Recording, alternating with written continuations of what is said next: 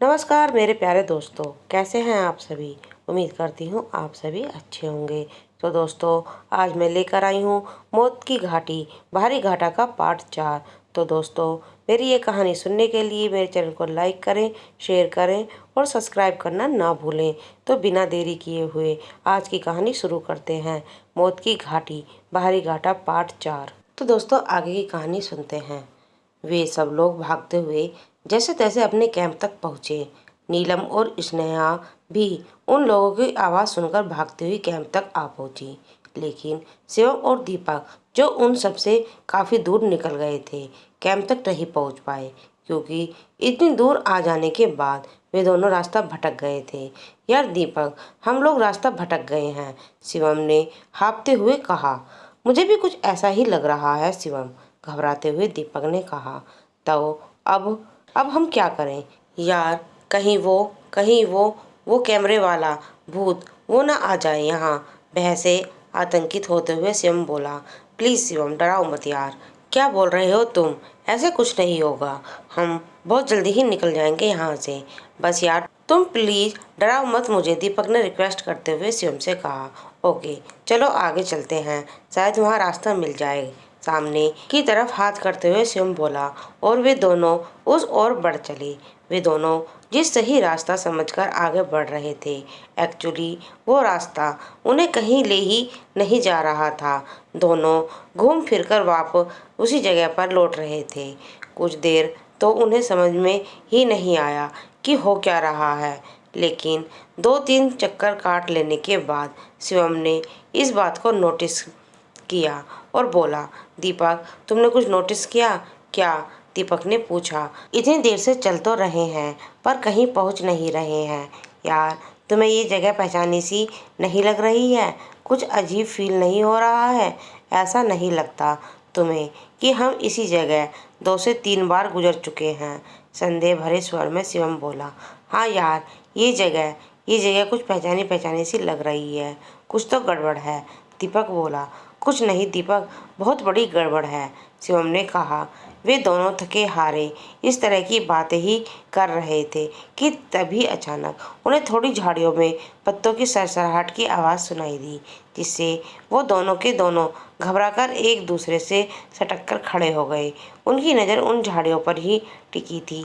थोड़ी देर सरसराहट होने के बाद आवाज़ होना बंद हो गई, जिससे उन दोनों के मन की डर तो कम हुआ, पर संदेह की रेखा जो उनके माथे पर उभरी हुई थी अब भी बरकरार थी। और उन दोनों की नज़रें उन्हीं झाड़ियों पर टिकी हुई थी। लेकिन उनका यह संदेह भी मिट गया जब उन झाड़ियों में उछलकर एक खरगोश वहां से निकलकर भागा। खरगोश को भागते देख उन दोनों ने चैन की सांस ली। थैंक यू गॉड, खरगोश था, मैं तो डर ही गया था, कहते हुए दीपक पीछे की तरफ मुड़ा। पीछे मुड़ते ही सामने का मंजर देखकर उसके होश फक्ता हो गए, आंखें फटी की फटी रह गई, जवान हलक में ही अटक गई, पूरा शरीर मानो ठंडा सा पड़ गया। उसको अचानक चुप खड़ा देख उसे हिलाते हुए शिवम ने कहा, दीपक दीपक, पर उसने कोई जवाब नहीं दिया। उसके चेहरे पर हवाइयाँ उड़ती देख शिवम ने भी पलटकर पीछे देखा, लेकिन तब तक बहुत देर हो चुकी थी। वो भयानक सरकटा प्रेत बिल्कुल उनके सामने आ खड़ा था, बिल्कुल सामने। आ उसे देखकर शिवम के मुंह से बस एक डरभरी आ ही निकल पाई। उस भयानक बिना सिर वाले बिना सिर का भयानक प्रेत ने अपने दोनों हाथों से उन दोनों की गर्दन दबोच ली और उन्हें हवा में उठा लिया। उसकी पकड़ इतनी मजबूत और भयानक थी कि वे दोनों मिलकर भी उससे अपने आप को भी नहीं बचा पाए और ना ही उनकी कोई चीख निकल पाई। उस खूंखार पिशाच ने उसकी गर्दन को तब तक दबाए रखा जब तक कि उनके शरीर से खून की आखिरी बूंद भी उनके मुंह से निकलकर नहीं बह गई। ओहो, वाकई में ये भयानक अंत था दीपक और शिवम का। उस मंजर की कल्पना से ही तन सिर उठता है, रूह कांप जाती है। ऐसी दर्दनाक और भयानक मौत, काश वो दोनों प्रोफेसर साहब की बात मान जाते और अकेले इतनी दूर न निकलते तो शायद इतनी जल्दी उनका इतना बुरा अंजाम न होता। वहाँ इस खौफनाक हकीकत से बेखबर प्रोफेसर साहब और उनके साथी कैंप में उनके लौटने का इंतजार कर रहे थे। उन लोगों में से भी कुछ ने उस भयानक हकीकत का सामना किया था, लेकिन अब भी कुछ इस घटनाओं का भयावहता से अनजान थे। पर प्रोफेसर साहब, रुचिका और प्रिया की हालत देखकर उन्हें भी उस भय का अनुभव हो रहा था जिस डर को वो लोग भुगत चुके थे। उन सबने उस भयानक जगह से निकल जाने का मन बना लिया था। यूनिवर्सिटी मैनेजमेंट चाहे इस बात को माने या ना माने, पर अब उन लोगों को वहां रुकने का कोई इरादा नहीं था। लेकिन शिवम और दीपक के नए आने के कारण वे लोग अब भी वहां रुके हुए थे। ओ नो, 1 बज गया है। पर ये दीपक एक नंबर का नमूना है और शिवम को भी टाइम का कुछ ख्याल नहीं। पता नहीं कितनी दूर निकल गए हैं ये लोग। सर, मुझे नहीं लगता ये दोनों शाम होने से पहले यहाँ आने वाले हैं। हम बेकार ही उनके इंतजार में टाइम वेस्ट कर रहे हैं। ऐसे तो यही रात हो जाएगी, झुंझलाते हुए राहुल बोला। लेकिन हम इंतजार करने के सिवा और कर भी क्या सकते हैं राहुल? उन्हें इस भयानक जंगल में अकेले छोड़कर भी तो नहीं जा सकते। और अब हम में से किस में इतनी हिम्मत है जो उन लोगों को ढूंढने उस जंगल में जा सके? हताश होते हुए प्रोफेसर साहब बोले। फिर भी सर, यहाँ बैठकर इंतजार करने का मतलब है अपनी मौत को दावत देना। जरा सोचिए सर, अगर अगर आज हमें यहीं पर रात हो गई तो हम में से कोई नहीं बचेगा। प्रोफेसर साहब को समझाते हुए राहुल ने फिर कहा। मैं तुम्हारी बात को समझ रहा हूँ राहुल। पेरेंट्स सर दीपक और शिवम मेरे स्टूडेंट्स हैं। उनके पेरेंट्स और यूनिवर्सिटी ने उन्हें मेरे भरोसे यहाँ भेजा है। उन लोगों की जिम्मेदारी है मुझ पर। उन्हें लिए बिना मैं यहाँ से नहीं जाऊँगा। हाँ, अगर तुम लोग चाहो तो जा सकते हो, मैं तुम सबको नहीं रोकूंगा, प्रोफेसर साहब ने गंभीर होते हुए कहा। उनकी बात सुनते ही रुचिका बोल पड़ी। नो सर, हम लोग आपको छोड़कर कहीं नहीं जाएंगे सर, कहीं नहीं। उनकी हाँ में हाँ मिलाते हुए स्नेहा बोली। रुचिका ठीक कह रही है सर, जाएंगे तो सब साथ जाएंगे, वरना कोई नहीं जाएगा। यस सर, और आई थिंक यहाँ बैठकर इंतजार करने से तो अच्छा है कि हम लोग शिवम और दीपक को ढूंढने के लिए फिर से उस जंगल में जाए, अनुराग ने कहा। तुम ठीक कह रहे हो अनुराग, पर अब हम में से किस में इतनी हिम्मत है कि वापस इस भूतिया जंगल में जाएं? भयांकित होते हुए प्रोफेसर साहब बोले। आप ठीक कह रहे हो सर, हम में कोई भी अकेले वहां नहीं जा सकता, पर अगर अगर हम सब एक साथ वहां जाएं तो हमें डर भी नहीं लगेगा और हमारा काम भी हो जाएगा। साथ ही साथ हम सेफ भी रहेंगे सर, अनुराग ने अपनी योजना बताते हुए कहा। कह तो ठीक ही रहे हो अनुराग, पर फिर से वहां जाना खतरे से खाली नहीं है। मैं एक बार फिर तुम सबकी ज़िंदगी खतरे में नहीं डालना चाहता, प्रोफेसर साहब बोले। सर, फिलहाल ये सब सोचने का टाइम नहीं है। वैसे भी हम यहाँ इस कैंप में कौन सी सेफ हैं? ज़्यादा मत सोचिए सर, प्रोफेसर साहब को समझाते हुए राहुल बोला। बाकी सबने भी उनकी बात में अपनी सहमति दर्ज करवाई। सबकी राय जानकर प्रोफेसर साहब फिर से जंगल में जाने को राजी हो गए, लेकिन जाने से पहले उन्होंने सबको स्पष्ट हिदायत दी कि कोई भी अकेला नहीं जाएगा, चाहे कुछ भी क्यों ना हो जाए, सब साथ में ही रहेंगे। प्रोफेसर साहब ने सबने उनकी बात हामी भरी और अपने सहपाठी दीपक और शिवम को ढूंढने के लिए निकल पड़े।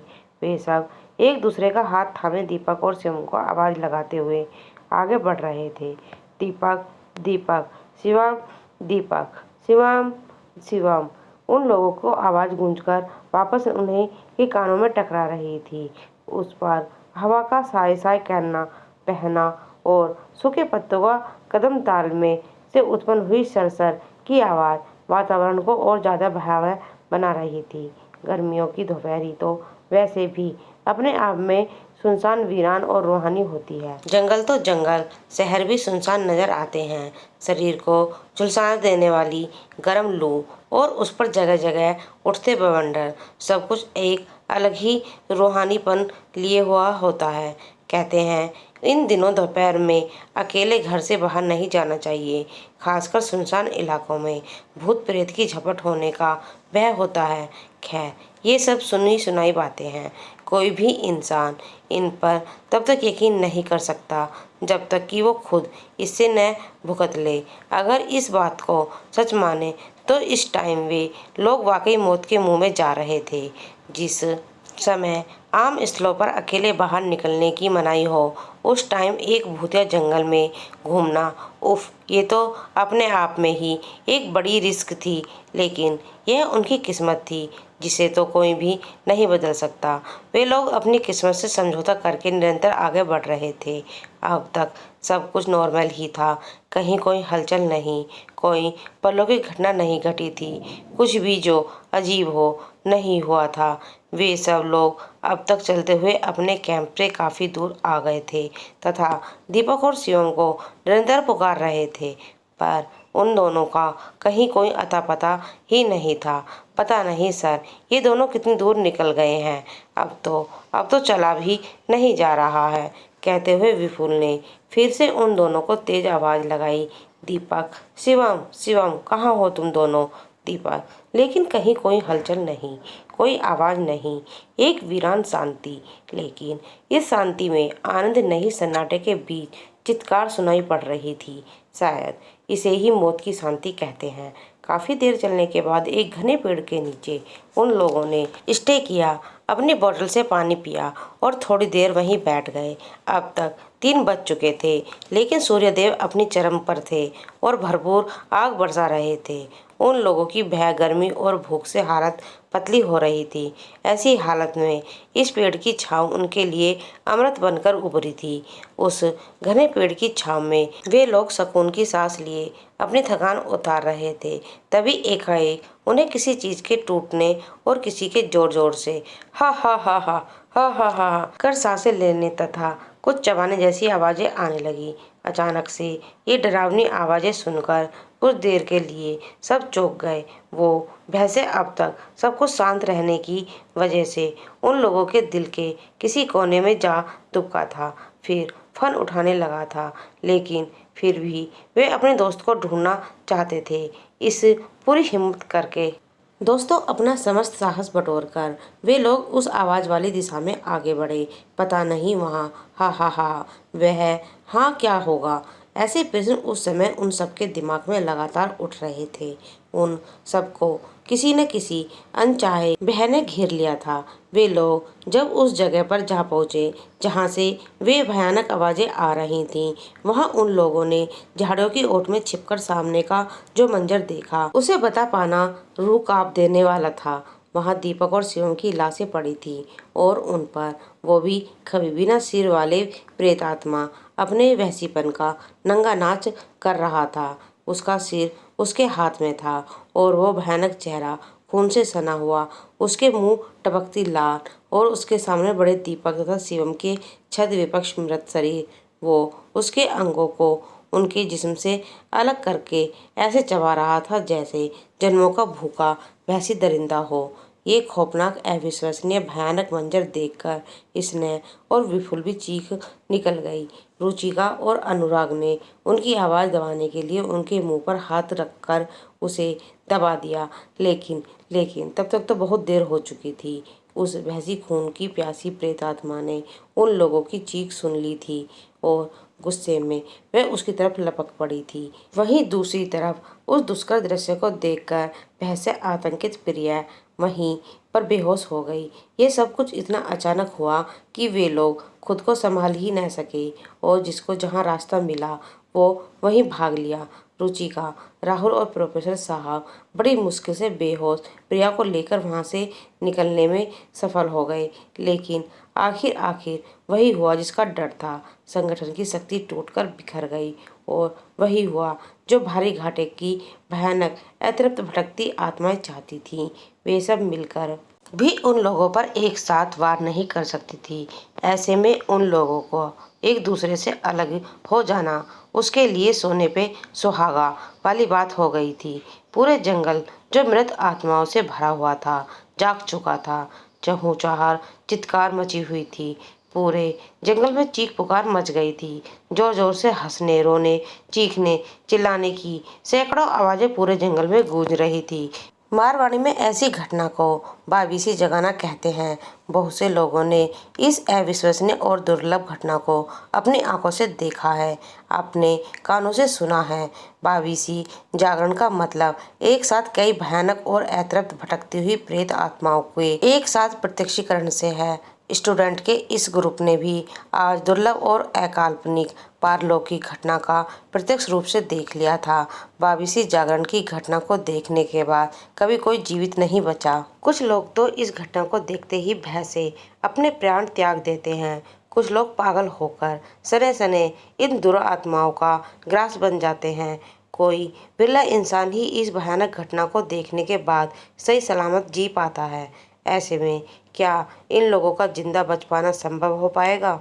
तो दोस्तों, आज की मेरी ये कहानी से ही समाप्त होती है और इन सवालों को जानने के लिए मेरी आगे कहानी सुनते रहें। धन्यवाद।